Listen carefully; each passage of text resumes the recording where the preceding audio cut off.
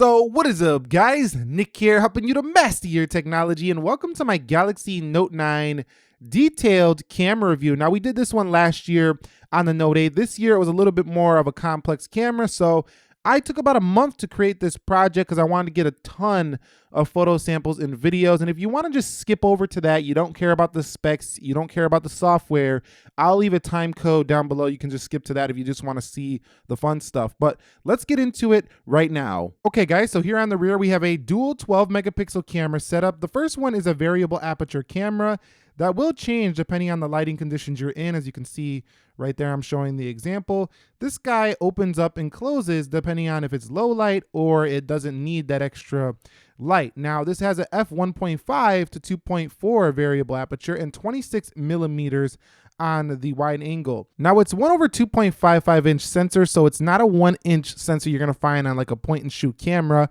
but still really good for a mobile device. Dual pixel super speed AF, so very fast to autofocus, and it does have OIS on board. Now, the second camera here is a 12 megapixel f2.4 telephoto lens, which allows it to get really sharp detail when you are doing a zoom. It's 52 millimeter, which is basically twice the distance as this guy right here. And it's 1/3.4. So the detail on the second lens is not going to be quite as sharp as the one on the first lens, but in daylight, I was hard pressed to see the difference between both of them. Now, this one also is optically stabilized, and it does have a pretty nice zoom. So that's the dual cameras on the rear. It does have an LED flash right here, and it does do 2160p to 60 frames per second from the camera. We also can do the 1080p at 240 FPS and even a 720 at a monstrous slow-mo of 960 FPS. So 4K 60 on board here, super slow mode on board here, great OIS cameras. These are some of the most advanced cameras that you're gonna find on basically any smartphone on the market. Now, up at the front, it's a much less sophisticated camera. It is an 8 megapixel f1.7, 25 millimeter and 1/3.6 inch sensor, so definitely not as sharp as the rear camera. It does have autofocus though, so you can tap to focus. We'll showcase that in a little bit, and it's 1440p recording up to 30 frames per second. So a lot of phones can't really do that high of a resolution on the front camera recording, but still, I wish Samsung would put like dual cameras or put something a little more high quality on the front to match the rear, because if we want to use that front facing camera, like if we're vloggers or bloggers, or if we just want to record some really good video and nobody's around, it kind of sucks that you have to flip the camera over and then you can't see yourself in the photo. So the front camera definitely weaker, but that's basically what you're going to get from the front selfie cam. Okay, guys, so heading into the camera software itself, you can see I have auto mode, super slow-mo, AR emoji, and hyperlapse here. As well, off to the left, we have live focus, which is portrait mode that allows you to blur the background. People made a big cheer and clap at the Apple event like this has never been done before, but here we go. Pro mode, panorama, and you can add more in the settings. Now at the bottom, we have Bixby Vision right here, which allows you to go ahead and scan things in your environment, such as, you know, text, QR codes, restaurant menus, and different languages. If you're traveling, Bixby Vision can be great for you. Let me get the S Pen out of the way really quickly here.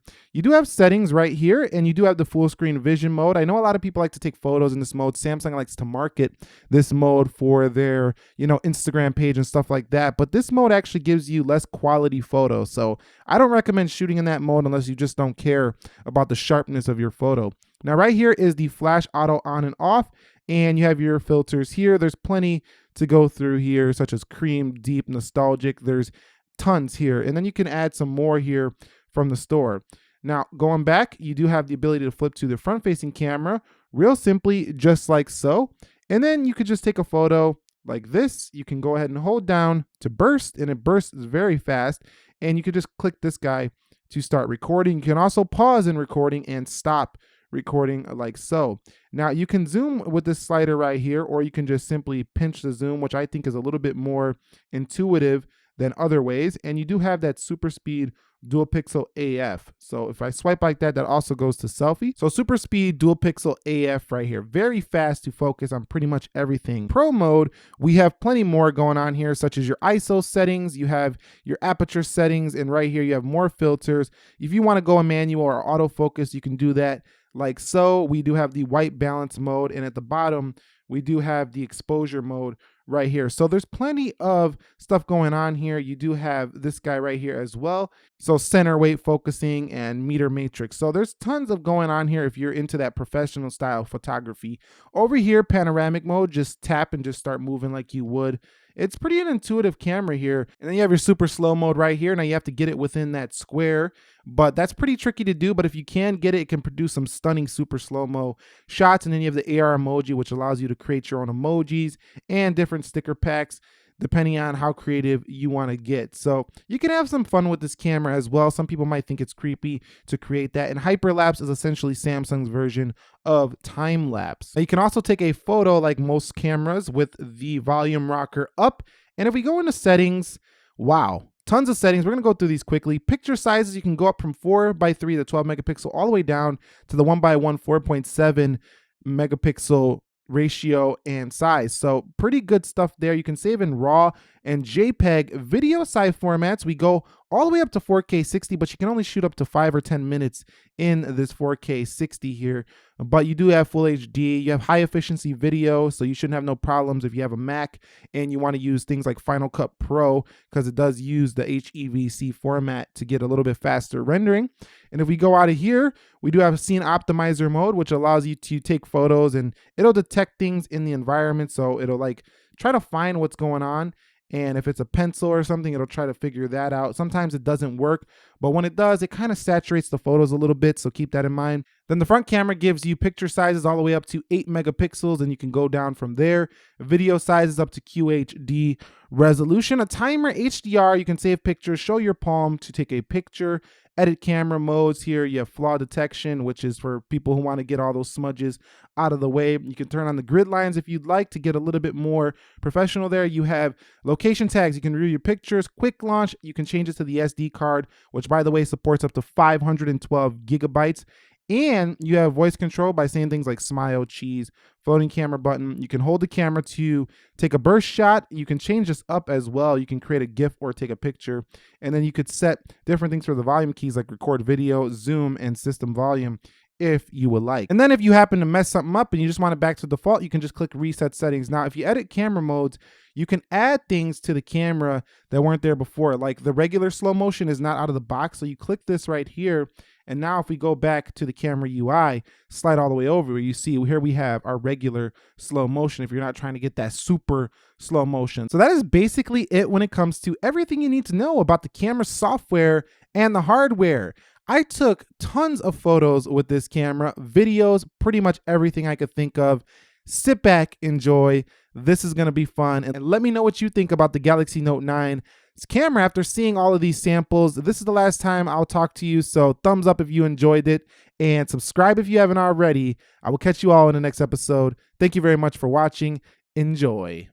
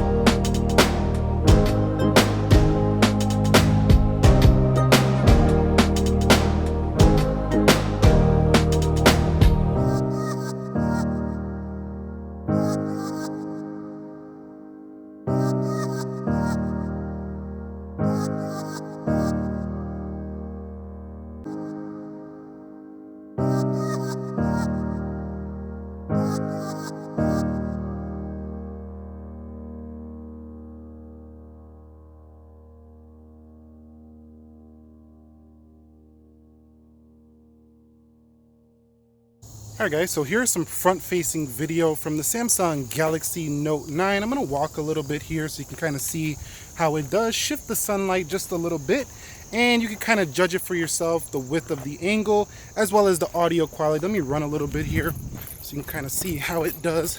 I'll jump down these stairs really quickly. And let me flip the camera around so you can see what I'm talking about. Yeah, so let's run back up them. And you can see how the stabilization does here. So these are the stairs I was running down with the Samsung Note 9, so you kind of get an idea of how we perform that action. Let's go ahead and test the stabilization by running down these stairs from the rear. And coming out here, boom. And you can see that's basically how stable the Note 9 is going to be. Okay guys, so here's some Note 9 video from the rear. I'm gonna go ahead and zoom in down here on this little tower to kind of see how this 2x does when you do zoom. Zooming fully in, you can kind of see how it shakes and how it stabilizes on the far zoom. Pretty good detail here for a smartphone, and this is basically what you can expect out of your Note 9. There's a sailboat all the way down there, and audio coming directly from phone itself, so keep that in mind. So here is some front-facing video while on a bike and in motion, so you can kind of see how it stabilizes here while you are in movement, like, you know, maybe you're skateboarding, or maybe you're running, or maybe you're riding a bike yourself, or maybe you're just trying to catch something in action. This is kind of how the quality is going to look on the Note 9 from the front camera. Okay, I'm on the bike right now at 1080p. I'm going to show you kind of how the quality is on the Note 9 while you are in movement. So you can kind of test the stabilization quality right here of the Samsung Galaxy Note 9. So this is what you can expect if you're in action or in movement on your device for the Samsung Galaxy Note 9. Alright guys, so here's a sample of the front-facing camera on the Note 9. This is 1440p, the fullest resolution. I might have this video downscaled, so it's not going to show in that quality, but it's going to still be high quality, because when you take a video that is, you know, 1440p, even if you downscale it, the quality should still look better. So this was shot on 1440p from the front. Such a quality for yourself.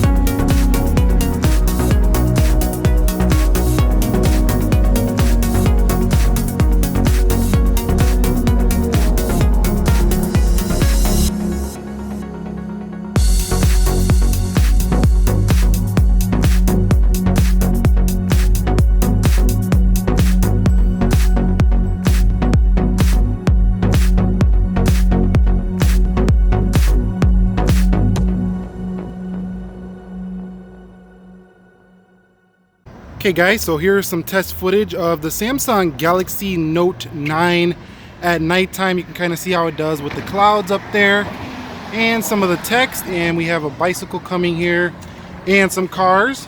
This is shot in the 4K resolution, so keep that in mind. This is basically what you can expect at nighttime with the Galaxy Note 9 in a very dim and dark condition area.